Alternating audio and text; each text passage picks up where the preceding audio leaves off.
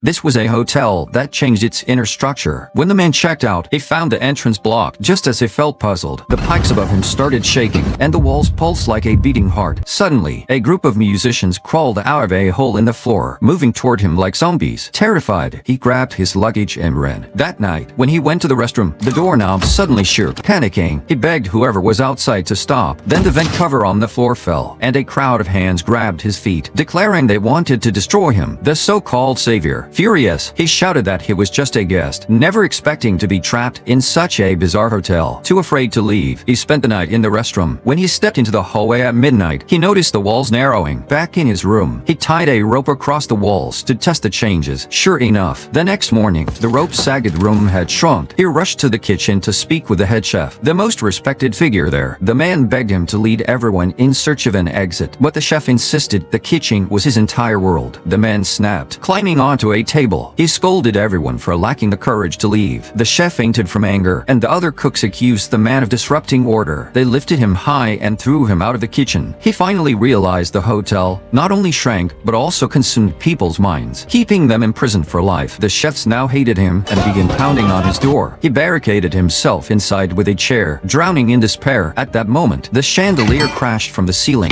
startling him. From the hole above, two elderly women appeared. He complained that the hotel entrance was sealed, but they answered, "Sometimes the entrance isn't the exit." Their words irritated him. He yanked open the closet. "It's not here either." But when he shoved the wardrobe aside, a hole appeared. The women said, "The exit is here." He hurried to invite them along, but their minds had already been bound by the hotel. He stopped arguing and dove into the passage himself. He saw a white clown egg with a baby octopus inside. Meanwhile, the chefs broke into his room and discovered the hole. They stomped through the passage, crushing its veins, causing the baby octopus to writhe in pain. At that moment, the man finally understood. The octopus growth forced the hotel to shrink, and its passive ability was to seal people's minds. He pushed hard against the egg, snapping the veins that connected it to the hotel. At last, the egg broke free, and the narrowing passage swallowed him whole. When he woke up, he was floating in the deep sea. The freed octopus swam to him, wrapped its tentacles around his legs, and pulled him upward, leading him toward the exit of the outside world.